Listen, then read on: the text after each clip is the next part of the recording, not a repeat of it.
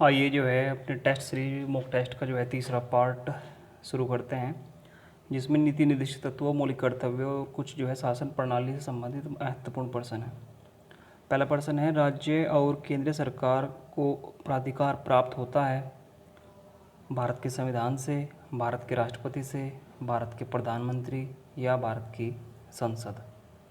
तो राज्य और केंद्र सरकार को प्राधिकार प्राप्त होता है भारत के संविधान से। ऑप्शन ए, भारत के संविधान से। अगला प्रश्न है, नीति निर्देशक तत्वों से संबंधित असत्य कथन छांटे। ये न्यायालय द्वारा लागू नहीं होते हैं, इन्हें नैतिक और राजनीतिक रूप से मान्यता है, व्यक्तिगत कल्याण को प्रोत्साहन मिलता है, इनकी प्रवृत्ति सकारात्मक है। बहुत अच्छा प्रश्न है, नीति निर्देशक तत्वों से संबंधित असत्य कथन छांटिए। तो ये बिल्कुल जो है सत्य कथन है कि ये न्यायालय द्वारा लागू नहीं होते हैं। न्यायालय द्वारा लागू जो होते हैं वो आपके फंडामेंटल राइट है, मौलिक अधिकार है। इन्हें नैतिक और राजनीतिक रूप से मान्यता है, ये भी सत्य कथन है कि इन्हें नैतिक और राजनीतिक रूप से मान्यता है। इनकी प्रवृत्ति सकारात्मक होती है, इनकी प्रवृत्ति सकारात्मक होती है, और जो मौलिक अधिकार हैं उनकी प्रवृत्ति नकारात्मक होती है। और व्यक्तिगत कल्याण के लिए, व्यक्तिगत कल्याण को प्रोत्साहन मिलता है मौलिक अधिकारों से, न कि नीति निर्देशक तत्वों से। तो ऐसा सत्य कथन छांटना था, ऑप्शन है सी। अगला प्रश्न देखिए, राज्य के नीति निर्देशक सिद्धांतों का उद्देश्य नहीं है।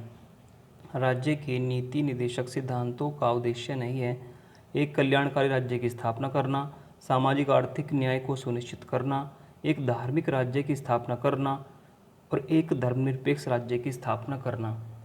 देखिए, यदि आपका एग्ज़ाम अच्छे लेवल का एग्ज़ाम है जिसमें पॉलिटी अच्छे लेवल की आती है, तो इस प्रकार के प्रश्नों की आपने तैयारी करनी ही करनी है कि राज्य के नीति निर्देशक सिद्धांतों का उद्देश्य नहीं है। तो आप बताइए, जो है पोज करके वीडियो को जो है तब इनके आंसर देने की आप जो है कोशिश करिए। तो राज्य के नीति निर्देशक सिद्धांतों का उद्देश्य नहीं है एक धार्मिक राज्य की स्थापना करना, एक धार्मिक राज्य की स्थापना करना। बाकी तीनों कथन आपके सत्य हैं। अगला प्रश्न है, राज्य कल्याणकारी राज्य की संकल्पना का समावेश कहाँ किया गया है। कल्याणकारी राज्य की संकल्पना का समावेश कहाँ किया गया है। मौलिक अधिकार, प्रस्तावना, नीति निर्देशक तत्व या फिर मौलिक कर्तव्य। तो आपने छांटना है कि कल्याणकारी राज्य की संकल्पना का समावेश कहाँ किया गया है। तो ध्यान रखना है नीति निर्देशक तत्वों में और प्रस्तावना में, बी और सी। तो केवल बी और सी सत्य है। प्रस्तावना में और नीति निर्देशक तत्वों में कल्याणकारी राज्य की परिभाषा या उसकी संकल्पना का समावेश किया गया है। अगला प्रश्न है, पंचायती राज प्रणाली गठन की व्यवस्था की गई है।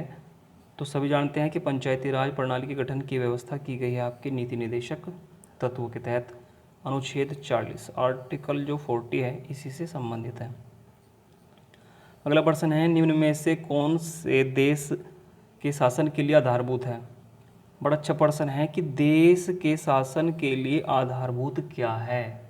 मौलिक अधिकार, मूल कर्तव्य या केवल मौलिक अधिकार या नीति निर्देशक तत्व या फिर मूल कर्तव्य, मौलिक कर्तव्य। तो देश के शासन के लिए आधारभूत है केवल नीति निर्देशक तत्व, नीति निर्देशक तत्व। अगला प्रश्न है कि अनुच्छेद 39 क, अच्छा प्रश्न है, अनुच्छेद 39 क के तहत समान न्याय तथा निःशुल्क कानूनी सहायता को किस संविधान संशोधन के तहत जोड़ा गया। तो ये भी आपने ध्यान रखना है कि समान न्याय तथा निःशुल्क कानूनी सहायता, देखो यदि नीति निर्देशक तत्वों का एक आर्टिकल आपको याद है तो ध्यान रखना कि आपके 1 से 2 नंबर बिल्कुल जो है कन्फर्म है, क्योंकि नीति निर्देशक तत्वों से यदि कोई आर्टिकल ना आए परीक्षा में, ऐसा बिल्कुल संभव नहीं है। तो 39 क में समान न्याय तथा निःशुल्क कानूनी सहायता है, तो किस संविधान संशोधन में जोड़ा गया था। तो ध्यान रखना है 42वें संविधान संशोधन 1976, जब इमरजेंसी के दौरान अमेंडमेंट हुआ था तो तब 39 क में प्रावधान जोड़े गए थे। अगला प्रश्न है कि असंगत कथन छांटिए, असंगत कथन छांटिए। यदि आपके आर्टिकल अच्छी तरीके से याद है नीति निर्देशक तत्वों के, तो आप इस प्रश्न को आसानी से सोल्व कर सकते हो। क्या गोहत्या का प्रतिबंध अनुच्छेद 48 में है। अनुच्छेद 48 में मनरेगा महात्मा गांधी जो नरेगा जो है योजना है मनरेगा लागू हुई थी क्या अनुच्छेद 40 के तहत। नीति निर्देशक तत्वों का महत्व क्या बताता है अनुच्छेद 37। राज्य की परिभाषा ध्यान रखिए मौलिक अधिकारों में भी है अनुच्छेद 12 में। और नीति निर्देशक तत्व में राज्य की परिभाषा कहाँ दी गई है ये आपने ध्यान रखना है। क्या लोक कल्याणकारी राज्य की परिभाषा दी गई है अनुच्छेद 38 में। तो ध्यान रखना है कि वे सभी जानते हैं कि 36 से 51 तक आपके नीति निर्देशक तत्व हैं, ठीक है। और राज्य की परिभाषा ध्यान रखना है 2 जगह है, मौलिक अधिकारों में है और नीति निर्देशक तत्वों में आर्टिकल जो है 36 में है। लोक कल्याणकारी राज्य की परिभाषा बिल्कुल सही है अनुच्छेद 38। नीति निर्देशक तत्वों का महत्व कौन सा अनुच्छेद बताता है, तो ऐसा अलग भी आपसे प्रश्न पूछ लिया जाएगा परीक्षा में। अनुच्छेद 37 बताता है नीति निर्देशक तत्वों का महत्व, ये भी बिल्कुल आपका सही है। ये तीनों कथन आपके सही हैं। गो हत्या पर प्रतिबंध, क्या किसी आर्टिकल में गो हत्या पर प्रतिबंध का उल्लेख है, तो बिल्कुल है आर्टिकल 48 कृषि व पशुपालन के साथ साथ गो हत्या और दुधारू पशुओं की बलि पर रोक लगाने का प्रावधान इस अनुच्छेद में किया गया है। यदि आपसे कोई पूछ लेता है कि मनरेगा किस अनुच्छेद के तहत लागू हुआ था, तो ध्यान रखना है मनरेगा लागू हुआ था, इसे अलग नोट कर लीजिएगा, मनरेगा लागू हुआ था आर्टिकल 43 अनुच्छेद 43 के तहत। अनुच्छेद 43 के तहत मनरेगा लागू हुआ था, तो यही कथन आपका इसमें क्या है असत्य है, यही आर्टिकल क्या है इसमें मैच नहीं है। अनुच्छेद 40 में है आपका ग्राम पंचायतों का संगठन, जबकि अनुच्छेद 43 में मनरेगा के प्रावधान दिए गए हैं। नेक्स्ट प्रश्न देखिए, किस अनुच्छेद में यह प्रावधान किया गया है कि पुरुष और स्त्री दोनों का समान कार्य के लिए समान वेतन होना चाहिए। समान कार्य के लिए समान वेतन, समान कार्य के लिए समान वेतन होना चाहिए। किस अनुच्छेद में ये व्याख्या की गई है, समान कार्य के लिए समान वेतन। देखो बड़ा अच्छा प्रश्न है कि किस अनुच्छेद में यह प्रावधान किया गया है कि पुरुष और स्त्री दोनों का समान कार्य के लिए समान वेतन होना चाहिए। अनुच्छेद 38, अनुच्छेद 39 के। अनुच्छेद 39 के में अभी हमने जो है पढ़ा है कि 39 के में क्या है। यदि आप 39 के में है समान न्याय तथा निःशुल्क कानूनी सहायता, समान न्याय तथा निःशुल्क कानूनी सहायता है। और ये हमने देखना है कि अनुच्छेद किस अनुच्छेद में पुरुष और स्त्री दोनों का समान कार्य के लिए समान वेतन की व्यवस्था कही गई है, तो ध्यान रखना है अनुच्छेद 39 घ, अनुच्छेद 39 का पार्ट 4। बड़ा ही अच्छा प्रश्न है। नीति निर्देशित तत्वों में पुरुष और स्त्री दोनों का समान कार्य के लिए समान वेतन की व्यवस्था है। अगला प्रश्न है किस अनुच्छेद के तहत राज्य मादक पदार्थों, नशीली दवाइयाँ, तंबाकू आदि पर प्रतिबंध लगा सकते हैं। तो तंबाकू पर यदि प्रतिबंध लगता है, मदिरा, शराब आदि पर प्रतिबंध लगता है और नशीली दवाइयों पर यदि प्रतिबंध लगता है, तो इसका भी उल्लेख भारतीय संविधान में किया गया है। तो आप बताइए इसका उल्लेख किस अनुच्छेद में है, आर्टिकल 43, 46, 47 या फिर 49, किस अनुच्छेद में इसका उल्लेख किया गया है। तो स्वास्थ्य व पोषणाहार स्तर का उल्लेख, जिसमें जो है स्वास्थ्य संबंधित जो है ये हानिकारक जो है पदार्थ है, नशीली दवाई है, उन पर प्रतिबंध लगाने का उल्लेख किया गया है आर्टिकल 47 अनुच्छेद 47 में। तो ये आपका बिल्कुल सत्य है, अनुच्छेद 47। अगला प्रश्न है ब्रिटिश शासन में नीति निर्देशित तत्वों को क्या कहा जाता था। मैग्ना कार्टा, नीति शासन, अनुदेश प्रपत्र या नीति प्रपत्र। तो ब्रिटिश शासन में नीति निर्देशित तत्वों को कहा जाता था अनुदेश प्रपत्र, अनुदेश प्रपत्र। अगला प्रश्न है निम्न में से कौन सी नीति निर्देशित तत्वों से संबंधित नहीं है। तो क्या है नीति निर्देशक तत्वों के 3 सिद्धांत हैं, तो उनमें से कौन सा एक सिद्धांत नहीं है। समाजवादी, साम्यवादी, उदार बौद्धिक सिद्धांत या गांधीवादी सिद्धांत। तो नीति निर्देशक तत्व जो है 3 सिद्धांतों पर जो है कार्य करते हैं, समाजवादी सिद्धांत पर, उदार बौद्धिक सिद्धांत पर और गांधीवादी सिद्धांत पर। तो ध्यान रखना है, अच्छा प्रश्न है, मोस्ट इम्पोर्टेंट प्रश्न मान लिए। और इसमें जो है साम्यवादी सिद्धांत का उल्लेख नहीं है, साम्यवादी सिद्धांत का उल्लेख नहीं है। कौन सा एक गांधीवादी सिद्धांतों संबंधित अनुच्छेद नहीं है। देखो गांधीवादी सिद्धांतों के अनुच्छेद भी आपको ध्यान रखने हैं। और गांधीवादी सिद्धांतों संबंधित अनुच्छेद नहीं है। अनुच्छेद 40, अनुच्छेद 43, अनुच्छेद 46 या अनुच्छेद 50, कौन सा एक गांधीवादी सिद्धांतों, या ये कह लीजिएगा कि गांधीवादी अनुच्छेद कौन सा नहीं है।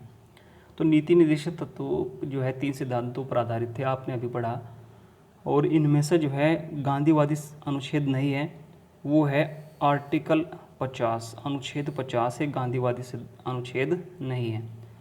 अब ध्यान रखना कि गांधीवादी अनुच्छेद कौन कौन से होते हैं, सभी को आपने ध्यान रखना है, स्क्रीनशॉट ले लीजिएगा। और जो ये आर्टिकल है यही गांधीवादी सिद्धांतों पर आधारित अनुच्छेद कहलाते हैं। जैसे अनुच्छेद 40 ग्राम पंचायतों का संगठन, ऐसे ही अनुच्छेद 43 ग्रामीण क्षेत्रों में कुटीर उद्योगों का प्रोत्साहन, बड़ा इंपॉर्टेंट है। और इसी में 43 में मनरेगा भी आपने पढ़ा था। 46 यदि आपका यूपीएससी का एग्जाम है या पीसीएस स्टेट लेवल पीसीएस का एग्जाम है तो 46 अनुच्छेद बड़ा इंपॉर्टेंट है। अनुसूचित जाति और जनजाति और समाज के कमजोर वर्गों के शैक्षणिक एवं आर्थिक हितों को प्रोत्साहन। जब भी कोई आर्टिकल अनुसूचित जाति और जनजाति से संबंधित है या संविधान का कोई भाग, जैसे भाग 10 अनुसूचित और जाति और जनजाति संबंधित है, जैसे आपकी अनुसूची यदि पढ़ते हैं अनुसूची 5, अनुसूची 6, तो कहाँ पर जो है CST का उल्लेख है, तो जहाँ पर भी होता है तो उसको जो है कहीं पर नोट्स बना कर रखिएगा, अच्छा इंपॉर्टेंट पर्सन है। अनुच्छेद 47 मदिरा तंबाकू नशीली दवाई पर प्रतिबंध, आपने अभी पढ़ा है। और अनुच्छेद 48 जो है कृषि व पशुपालन भी है और गाय दुधारू पशुओं की बलि पर रोक भी है। तो यही जो है गांधीवादी सिद्धांतों पर अनुच्छेद कहलाते हैं। तो इनका स्क्रीनशॉट आप लेकर जरूर रखिएगा कि गांधीवादी सिद्धांतों पर अनुच्छेद कौन कौन से हैं। तो 40, 43, 46, 47 और 48।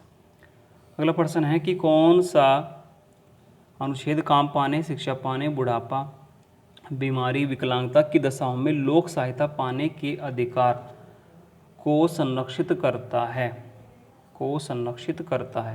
तो विकलांगता की दशाओं में लोक सहायता, बीमारी, बुढ़ापा, शिक्षा पाने या काम पाने के लिए लोक सहायता पाने के अधिकार को संरक्षित करता है आर्टिकल 41 अनुच्छेद 41।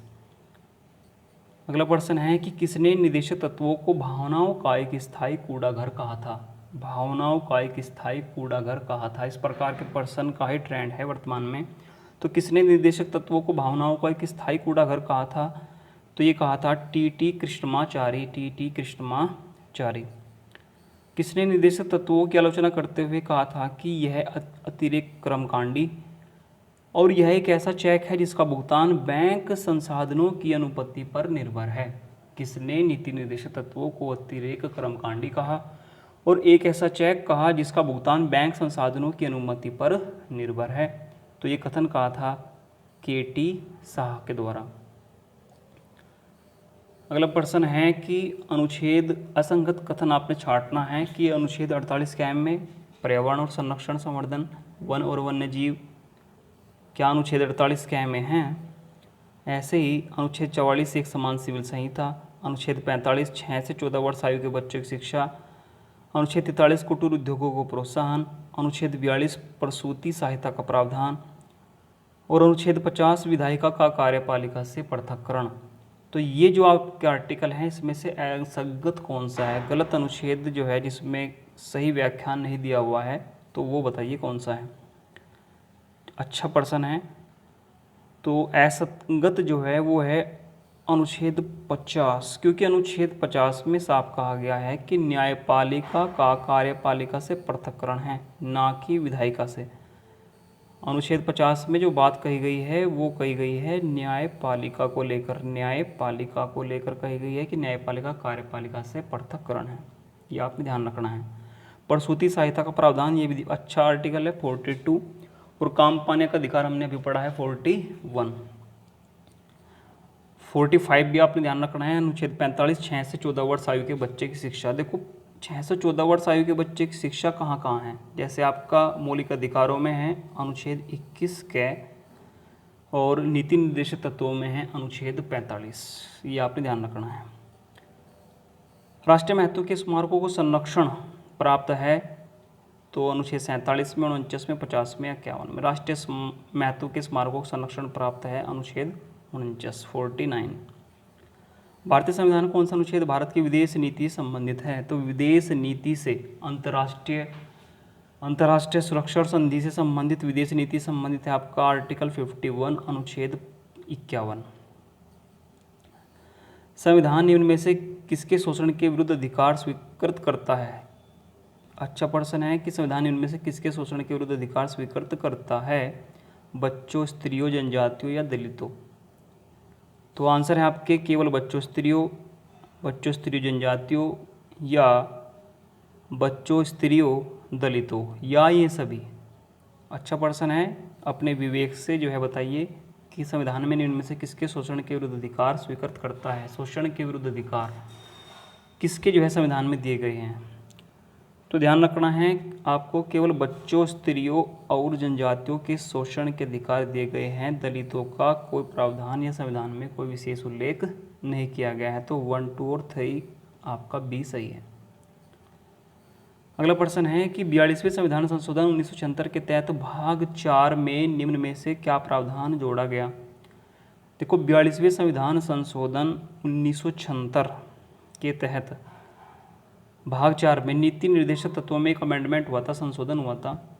उसमें क्या जोड़ा गया था? क्या ग्राम पंचायतों को संगठन जोड़ा गया, गोहत्या पर प्रतिबंध जोड़ा गया, निःशुल्क कानूनी सहायता जोड़ी गई, समान नागरिक सहायता जो आर्टिकल 44 में है। गोहत्या आपने पढ़ ली भाई, गोहत्या जो है प्रतिबंध 48, ग्राम पंचायतों का संगठन 40, ठीक है, और निःशुल्क कानूनी सहायता अभी आपने पढ़ा है 39। तो किस अनुच्छेद के तहत जो है कौन सा जो है इसमें जोड़ा गया था प्रावधान? तो निःशुल्क कानूनी सहायता को ही जोड़ा गया था, क्योंकि ये है 39 कैम है। अगला प्रश्न है कि कौन सा अनुच्छेद उद्योगों के प्रबंधन में श्रमिकों की भागीदारी को सुनिश्चित करता है? उद्योगों के प्रबंधन में श्रमिकों की भागीदारी को सुनिश्चित करता है। तो कौन सा आर्टिकल है? तो आपने ध्यान रखना है अनुच्छेद 43 के। देखो, जहाँ पर भी अमेंडमेंट हुआ है, संशोधन हुआ है नीति निर्देशक तत्वों में, वो वाकई ही जो है सबसे अच्छा आपका प्रश्न बनता है कि कौन सा अनुच्छेद उद्योगों के प्रबंधन में श्रमिकों की भागीदारी को सुनिश्चित करता है। अगला प्रश्न है कि निम्नलिखित कथनों पर विचार कीजिए, सही कथन छांटने आपने हैं। निदेशक तत्वों का उल्लंघन करने वाली किसी भी विधि को न्यायालय अवैध घोषित नहीं कर सकते। मूल अधिकार निदेशक तत्वों पर उच्चतर हैं। कथन कारण के प्रश्नों का ट्रेंड है, ये आपने ध्यान रखना है। इसमें क्या होगा? तो ध्यान रखना है कौन सा सत्य है? तो दोनों ही कथन सत्य हैं। नीति निर्देशक तत्व न्यायालय द्वारा लागू नहीं होते, तो न्यायालय यदि किसी भी विधि को न्यायालय अवैध घोषित नहीं कर सकते। यदि मौलिक अधिकारों का उल्लंघन होता है तो न्यायालय पर एक अधिकार है कि उस विधि को अवैध घोषित करते हैं या असंवैधानिक घोषित करते हैं, मगर नीति निर्देशक तत्वों पर ये लागू नहीं होता है। मूल अधिकार नीति निर्देशक तत्वों पर उच्चतर हैं, वर्तमान की व्यवस्था है। तो ये आपने ध्यान रखना है, दोनों ही कथन सत्य हैं। निम्न में से किसका संरक्षण भारतीय नागरिक का मूल कर्तव्य है? अब जो है देखो, नीति निर्देशित तत्वों से कुछ प्रश्न हमने पढ़े, अब आपके मौलिक कर्तव्यों को लेकर प्रश्न है, इनको अच्छी तरीके से आपने समझना है। निम्न में से किसका संरक्षण भारतीय नागरिक का मूल कर्तव्य है? ग्राम पंचायत, अनुसूचित जनजाति, वन्य प्राणी या राष्ट्र ध्वज? यदि आप इस प्रकार का प्रश्न नहीं कर पाए तो आपने थोड़ा सा संविधान पर फोकस करने की आवश्यकता है कि निम्न में से किसका संरक्षण भारतीय नागरिक का मूल कर्तव्य है। देखो, 11 मूल कर्तव्य हैं वर्तमान में। सबका ध्येय रहता है कि 395 आर्टिकल याद हो जाएं, 395 अनुच्छेद याद हो जाएं, मगर कोई ये नहीं सोचता कि पहले 11 मौलिक कर्तव्य याद होने आवश्यक हैं। बिल्कुल बेसिक चीज़ समझना बहुत आवश्यक है संविधान में। तो 11 के 11 मौलिक कर्तव्य, एक पॉइंट उनका याद होना चाहिए, तभी इस प्रकार के प्रश्न आपके परीक्षा में सोल्व होंगे। निम्न में से किसका संरक्षण भारतीय नागरिक का मूल कर्तव्य है? ग्राम पंचायत का। ग्राम पंचायत तो आपने पढ़ा है, वो नीति निर्देशित तत्वों में थी। अनुसूचित जनजाति, वन्य प्राणी या राष्ट्र ध्वज? तो किसका संरक्षण भारतीय नागरिक का मूल कर्तव्य है? तो ध्यान रखना है वन्य प्राणी का संरक्षण। आप कहोगे कि वो राष्ट्र ध्वज का भी संरक्षण होना चाहिए मौलिक कर्तव्य में, मगर राष्ट्र ध्वज का संरक्षण वहाँ पर कोई नहीं लिखा है। वहाँ पर लिखा है कि राष्ट्र ध्वज का आदर करना। राष्ट्र ध्वज का क्या करना? आदर। पहला ही आपका मौलिक कर्तव्य है। मगर प्रश्न ये था कि किसका संरक्षण, तो संरक्षण के लिए जब प्रश्न पूछा जाता है तो वन्य प्राणी इसका राइट आंसर है। अगला प्रश्न देखते हैं कि मूल असत्य कथन छांटना है मौलिक कर्तव्यों से संबंधित है। यदि मौलिक कर्तव्य आपने अच्छी तरीके से पढ़े हैं तो आप इस प्रश्न को आराम से सोल्व कर ही लोगे। मूल कर्तव्य भाग 4 कै के अंतर्गत अनुच्छेद 51 कै में जोड़े गए, बिल्कुल सत्य कथन है। सरदार सवर्ण सिंह समिति में अध्यक्ष सहित 12 सदस्य थे, इस बात को आप देखिए। AR अंतुल्य CM स्टीफन समिति के सदस्य थे। 42वें संविधान संशोधन 1976 में 11 मौलिक कर्तव्य को जोड़ा गया। तो कौन सा कथन असत्य है? देखो ये भी बिल्कुल सत्य कथन है कि मौलिक कर्तव्य भाग 4 कै और अनुच्छेद 51 कै में है। सरदार सवर्ण सिंह समिति में अध्यक्ष सहित 12 सदस्य थे, ये बिल्कुल सत्य कथन है। AR अंतुल्य CM स्टीफन समिति के सदस्य थे, ये भी आपका बिल्कुल सही है। और 42वें संविधान संशोधन इमरजेंसी के दौरान 1976 में 10 मौलिक कर्तव्य को जोड़ा गया था, ना कि 11। तो ये आपका सत्य कथन है। सभी जानते हैं कि 11वां मौलिक कर्तव्य 2002 में 86वें संविधान संशोधन के तहत जोड़ा गया था। 86वें संविधान संशोधन 6 से 14 वर्ष आयु के बच्चे को जो शिक्षा का प्रावधान था। तो ये आपका क्या है? असत्य कथन है। मौलिक कर्तव्य को प्रभावी बनाने के लिए किस समिति का गठन किया गया था? मौलिक कर्तव्य को प्रभावी बनाने के लिए किस समिति का गठन किया गया था? देखिए यदि आपने संविधान अच्छी तरीके से पढ़ा है तो आपने पता होना चाहिए कौन सा क्वेश्चन इंपॉर्टेंट है, कौन सा क्वेश्चन इंपॉर्टेंट नहीं है। तो ये भी क्वेश्चन अच्छा है। मौलिक कर्तव्य को प्रभावी बनाने के लिए किस समिति का गठन किया गया था? आंसर है आपका वर्मा समिति। 1999 में इस समिति का गठन किया गया था, वर्मा समिति का, मौलिक कर्तव्य को प्रभावी बनाने के लिए। यदि इस ऑप्शन में सरदार सवर्ण सिंह समिति भी आता तो ध्यान रखियो तब भी आंसर वर्मा समिति ही होता, ये आपने ध्यान रखना है। असंगत कथन छांटिए। मूल कर्तव्य, देखो 11 मौलिक कर्तव्य हैं, आपको पता होना चाहिए कि कौन सा मौलिक कर्तव्य सत्य है। पहले मौलिक कर्तव्य में संविधान का पालन करें, राष्ट्र ध्वज और राष्ट्रगान का आदर करें। तीसरा मौलिक कर्तव्य भारत की संप्रभुता, एकता और अखंडता की रक्षा करें। चौथा मौलिक कर्तव्य है ऐसी प्रथा का त्याग करें जो स्त्रियों के सम्मान के विरुद्ध है। सातवां मौलिक कर्तव्य प्राकृतिक पर्यावरण की रक्षा और संवर्धन को दर्शाता है। तो अभी आपसे बताया था, देखो ये क्वेश्चन जो है पिछले 3 वर्षों में कम से कम 4 से 5 बार पूछा गया है और विभिन्न परीक्षाओं में पूछा गया है। तो आपके SI का एग्ज़ाम है, स्टेट PCS का एग्ज़ाम है, अब की बार जो है आने की बिल्कुल संभावना है। तो पहला मौलिक कर्तव्य भी सत्य है, तीसरा मौलिक कर्तव्य भी बिल्कुल सत्य कथन है, सातवां मौलिक कर्तव्य भी बिल्कुल सत्य है, मगर ऐसी प्रथा का त्याग करें जो स्त्रियों के सम्मान के विरुद्ध है। ये बात केवल मौलिक कर्तव्य में कही गई है, ना मौलिक अधिकारों में, ना नीति निर्देशक तत्वों में। स्त्रियों के सम्मान की बात यदि कोई पर्सन आपसे सेपरेट पूछता है तो केवल कही गई है मौलिक कर्तव्यों में, और वो मौलिक कर्तव्य है 5वां मौलिक कर्तव्य, ना कि चौथा मौलिक कर्तव्य। ठीक है, तो मौलिक कर्तव्य से देखिए कितने अच्छे पर्सन आते हैं। तो कुछ ट्रिक है मौलिक कर्तव्य की। यदि आपने 11 मौलिक कर्तव्य ध्यान रखने हैं तो आप कैसे ध्यान रख सकते हैं? देखो पहला मौलिक कर्तव्य सभी को पता होना चाहिए, संविधान का पालन करना है, राष्ट्र ध्वज राष्ट्रगान का क्या करना है? आदर। अब ध्यान कैसे रखें? दूसरा मौलिक कर्तव्य राष्ट्रीय आंदोलन से संबंधित है, राष्ट्रीय आंदोलन को प्रेरित करने वाले उच्च आदर्शों को हृदय में संजोए रखें। तो आपने ध्यान रखना है केवल 2 शब्द, राष्ट्रीय आंदोलन, राष्ट्रीय आंदोलन। तो 2 शब्दों से बना है इसलिए दूसरा मौलिक कर्तव्य में आएगा। तीसरा है भारत की संप्रभुता, एकता और अखंडता को क्षण रखें। तो संप्रभुता, एकता और अखंडता, ये 3 शब्द आपने ध्यान रखने हैं। संप्रभुता, एकता और अखंडता 3 शब्द हैं, तो इसलिए तीसरे मौलिक कर्तव्य में ही आएंगे। चौथा मौलिक कर्तव्य है कि देश की रक्षा करें, देश की रक्षा करें। तो देश की रक्षा करें 4 शब्द हैं, 1 2 3 4 4 शब्द हैं, देश की रक्षा करें, तो चौथा मौलिक कर्तव्य। 5वां मौलिक कर्तव्य है कि भारत के लोगों को समरसता, भाईचारे की भावना और स्त्रियों के सम्मान की जो बात कही गई है वो 5वें मौलिक कर्तव्य में कही गई है, और इसमें इंपॉर्टेंट है भाईचारा से संबंधित है। देखो ध्यान रखियो, जब भाईचारा होगा तो भाईचारा, ध्यान रखियो, भाईचारे के लिए एक जो है गुट हमने बनाना पड़ेगा, कम से कम 5 व्यक्तियों गुट है। ये समझ लीजिए कि 5 जो है ईमानदार व्यक्ति हैं, समाज के अच्छे व्यक्ति हैं, उन्हें स्त्रियों की सम्मान की भी रक्षा करनी है और भाईचारे पर भी ध्यान देना है। तो जो समुदाय आपने बनाया है भाईचारे का, उनकी संख्या आप ध्यान रखना है, 5 उनकी संख्या है, तो 5वें ही मौलिक कर्तव्य में कहा गया है। छठा मौलिक कर्तव्य देश की संस्कृति और महत्व को दर्शाता है।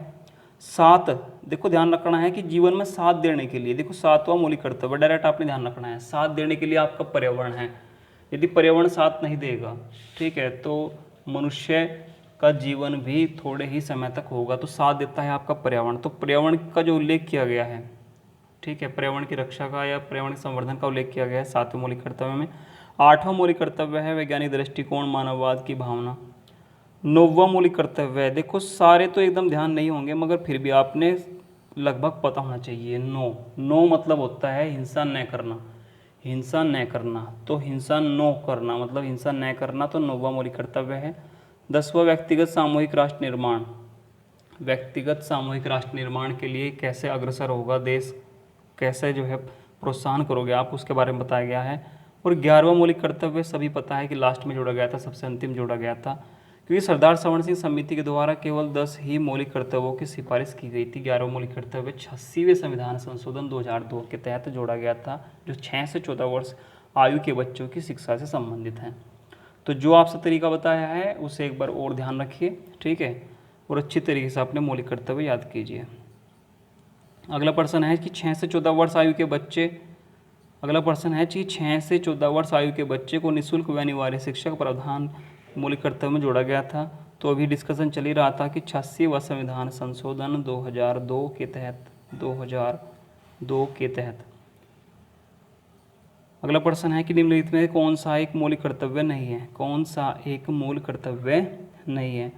राष्ट्रगान का सम्मान करना, राष्ट्रीय समिति का बचाव करना, राष्ट्रीय संपत्ति का बचाव करना, राष्ट्रीय महत्व के स्थानों और स्मारकों की रक्षा करना, प्राकृतिक पर्यावरण का संरक्षण और सुधार करना। आपने बताना है मौलिक कर्तव्य नहीं है। तो राष्ट्रगान का सम्मान ये भी मौलिक कर्तव्य में है, प्राकृतिक वातावरण पर्यावरण का संरक्षण और सुधार करना ये भी आपके मौलिक कर्तव्य में है, बिल्कुल अच्छी बात है। राष्ट्रीय संपत्ति का बचाव करना ये भी आपका एक मौलिक कर्तव्य है, मगर राष्ट्रीय महत्व के स्थानों और स्मारकों की रक्षा करना, राष्ट्रीय महत्व के स्थानों और स्मारकों की रक्षा करना ये आया था आपके नीति निर्देशक तत्वों में, ये आया था आपके नीति निर्देशक तत्वों में। तो इस प्रकार का प्रश्न देखो परीक्षा में पूछा जाता है। निम्नलिखित कथनों में से कौन सा भारतीय नागरिक के मूल कर्तव्य के विषय में सही है। तो कौन सा कथन मूल कर्तव्य के विषय में सही है। यदि आपका SI एग्जाम है या PCS का एग्जाम है तो इसको इम्पोर्टेंट समझ लीजिए। इन कर्तव्यों को परिवर्तित करने के लिए एक विधायी प्रक्रिया दी गई है, वे विधिक कर्तव्यों के साथ परस्पर संबंधित हैं।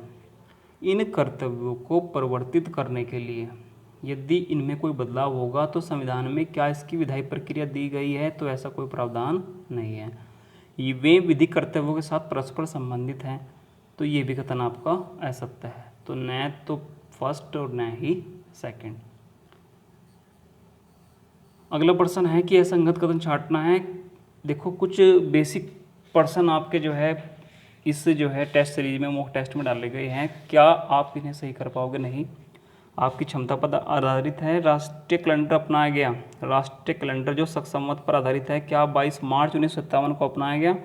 भारतीय शासन द्वारा राजकीय चिन्ह जो है क्या 15 अगस्त 1947 को अपनाया गया। राष्ट्र ध्वज अपनाया गया क्या 22 जुलाई 1947, और राष्ट्रगान अपनाया गया 24 जनवरी 1950। तो कौन सा इसमें असंगत है। राष्ट्रीय कैलेंडर जो संवत पर आधारित है बिल्कुल सही है, 22 मार्च 1957 को।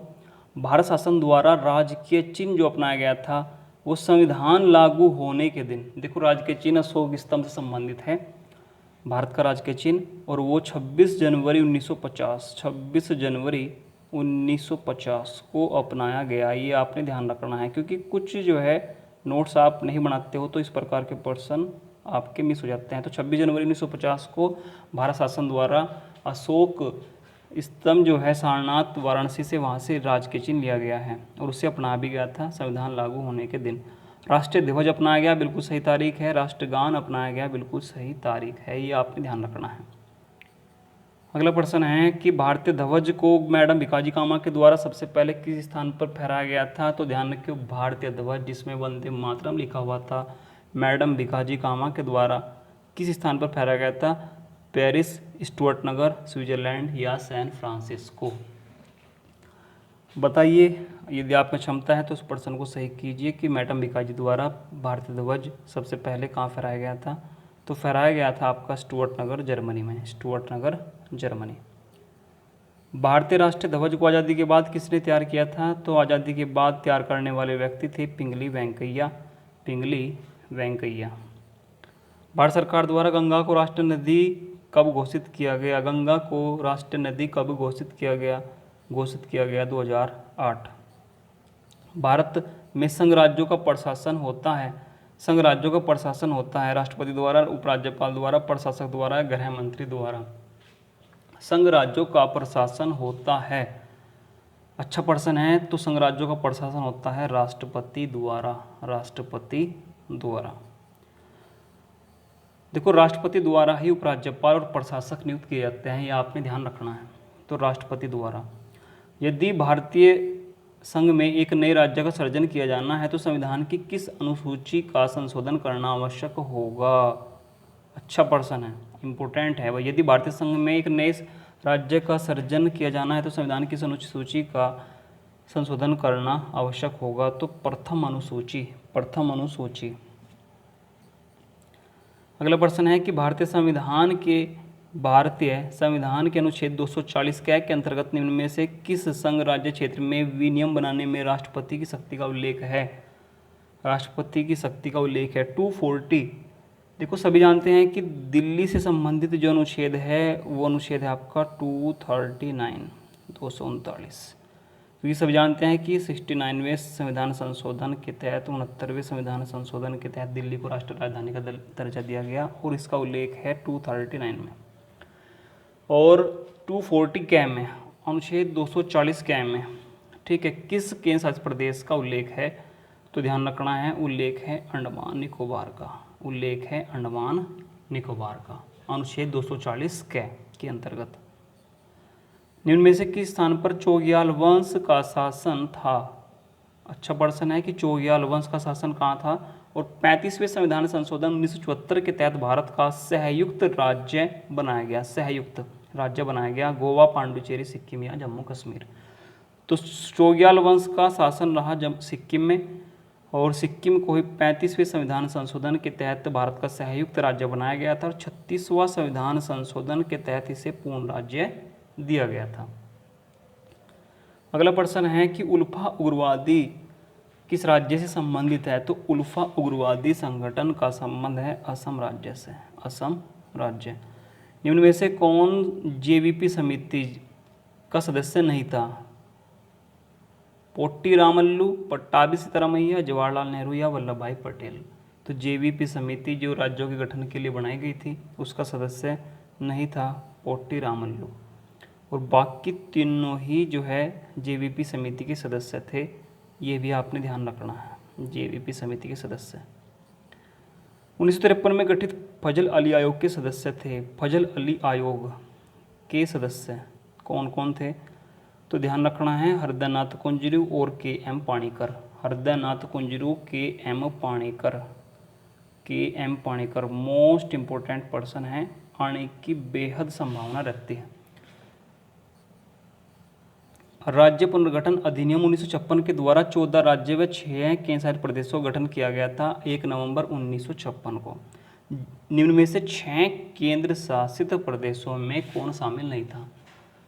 उस समय जब 6 केंद्र शासित प्रदेश बनाए गए तो कौन शामिल नहीं था? हिमाचल प्रदेश, या कौन शामिल था? कौन शामिल था पूछा गया है कि कौन शामिल था, परीक्षा का ही आया हुआ प्रश्न है। तो हिमाचल प्रदेश, मणिपुर, त्रिपुरा या ये सभी, बताइए उन 6 केंद्र शासित प्रदेशों में उस समय कौन था? तो ये सभी थे, हिमाचल प्रदेश भी, मणिपुर भी, त्रिपुरा भी, 6 केंद्र शासित प्रदेश थे। और एक आपका दिल्ली, एक आपका अंडमान निकोबार और एक आपका लक्षद्वीप, लक्षद्वीप, क्योंकि उस समय जो है लक्षद्वीप में निकाय अमीनी द्वीप उसका नाम था। तो 6 केंद्र शासित प्रदेश थे जिसमें हिमाचल प्रदेश, मणिपुर और त्रिपुरा भी केंद्र शासित प्रदेश था उस समय, और बाद में राज्य बनाए गए। अगला प्रश्न है कि समिति आयोग ने राज्यों के पुनर्गठन हेतु प्रशासनिक सुविधा के अनुसार राज्यों के गठन की बात कही थी? कि समिति आयोग ने राज्यों के पुनर्गठन हेतु प्रशासनिक सुविधा के अनुसार राज्यों के गठन की बात कही थी।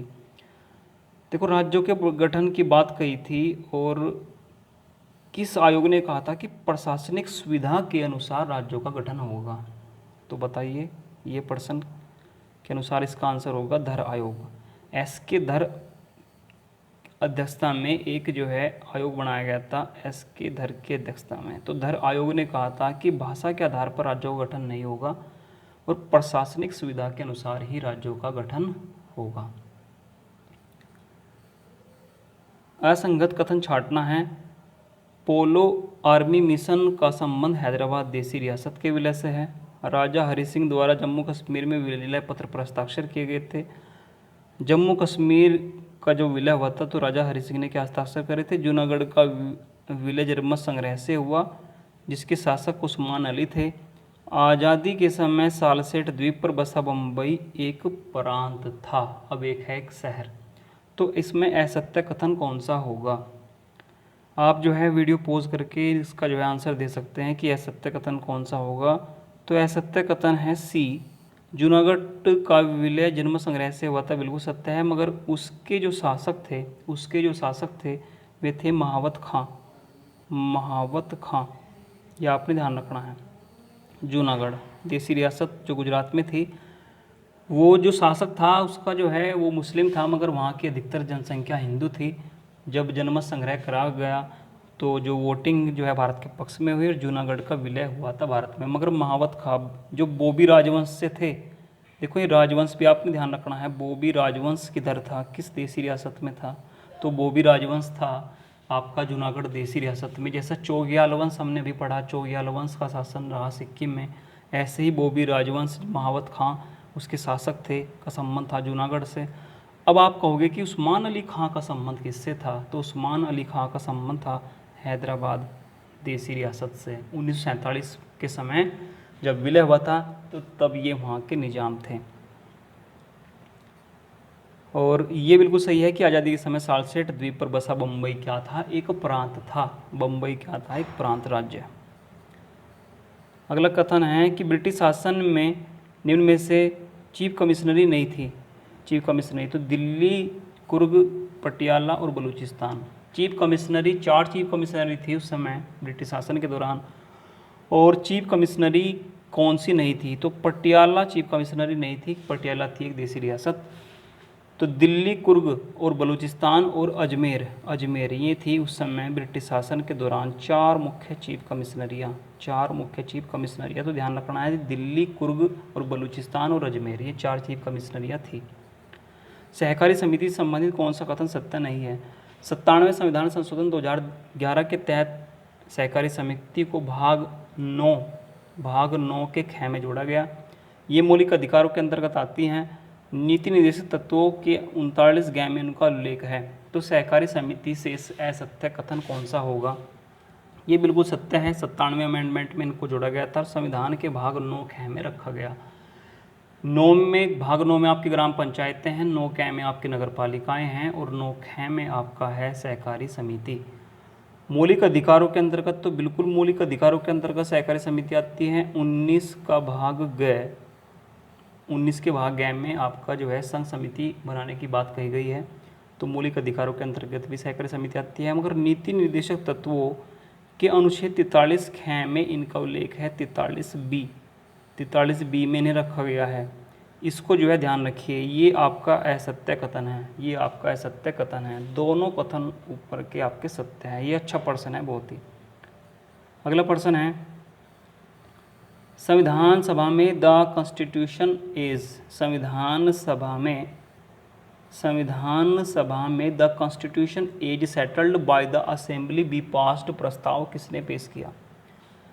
देखो, प्रारूप समिति के जो अध्यक्ष थे डॉक्टर भीमराव अम्बेडकर, उन्हीं के द्वारा संविधान सभा में the constitution A settled by the assembly be passed प्रस्ताव पेश किया गया था, जिसमें आपके टोटल आर्टिकल 395 और आपकी अनुसूचियाँ थी। तो ध्यान रखना, डॉक्टर भीमराव अम्बेडकर के द्वारा। ठीक है, बहुत अच्छा प्रश्न है, इसका स्क्रीनशॉट लीजिएगा और अच्छा ही प्रश्न है। The constitution is settled by the assembly be passed का प्रस्ताव, डॉक्टर भीमराव अम्बेडकर। पाकिस्तान के पहले कानून मंत्री थे, कितना अच्छा प्रश्न है। पाकिस्तान के पहले कानून मंत्री बताइए कौन थे? मोहम्मद अली जिन्ना, लियाकत अली, रहमत अली या जोगेंद्रनाथ मंडल? तो पाकिस्तान के पहले कानून मंत्री थे जोगेंद्रनाथ मंडल। उसके बाद में कुछ वर्षों में भारत में आ गए थे, मगर पाकिस्तान के पहले कानून मंत्री बने थे। मुस्लिम लीग से इनका संबंध था, जोगेंद्र नाथ मंडल। भारत में ब्रिटिश ताज का शासन कब से कब तक रहा? भारत में ब्रिटिश ताज का शासन कब से कब तक रहा? 1600 से 1858, 1773 से 1858, 1858 से 1947, 1847। तो ब्रिटिश ताज का शासन कब से कब तक रहा? तो ब्रिटिश ताज का शासन रहा 1858 से 1947, क्योंकि 1858 से पहले जो कंपनी थी जिसका राज था उसी का नाम था east India company. East India company के होते थे गवर्नर जनरल। और जब 58वीं क्रांति हुई उसके बाद शासन रहा ब्रिटिश ताज का, और उनके द्वारा बनाए गए थे वायसराय। ब्रिटिश ताज के अधिकारियों का नाम था वायसराय। ठीक है, तो जब 58वीं क्रांति में लॉर्ड कैनिंग गवर्नर जनरल था, उसने महारानी विक्टोरिया के सामने कहा कि मुझे ही आप जो है ब्रिटिश ताज के शासन के अधीन ही वायसराय भी बनाइए। ठीक है, तब ध्यान रखना है कि ब्रिटिश ताज के अधिकारियों का नाम था वायसराय। तो उनका जो शासन रहा 1858 से 1947 तक रहा ब्रिटिश ताज का शासन। पहले था कंपनी का शासन, जो एक प्राइवेट कंपनी थी, और ईस्ट इंडिया कंपनी को जॉन कंपनी भी कहा जाता था, जॉन कंपनी। अगला प्रश्न है, लास्ट प्रश्न है कि भारत शासन अधिनियम 1935 में कितने अनुच्छेद व अनुसूचियाँ थी? कितने अनुच्छेद व अनुसूचियाँ थी? तो भारत शासन अधिनियम 1935 में 321 अनुच्छेद और 10 अनुसूचियाँ थी। 321 अनुच्छेद और 10 अनुसूचियाँ, जिसका भारतीय संविधान पर सर्वाधिक प्रभाव पड़ा। ठीक है, तो 321 अनुच्छेद और 10 अनुसूचियाँ थी। यदि आपने सारे प्रश्न अच्छे लगे हैं, सिलेक्टेड प्रश्न थे, तो प्लीज़ न किसी ग्रुप में आप शेयर कीजिए, और लगातार जो है प्रैक्टिस सेट से बने रहिएगा, क्योंकि ध्यान रखना है जितनी आप प्रैक्टिस करोगे उतना ही आप में निखार भी आएगा। धन्यवाद।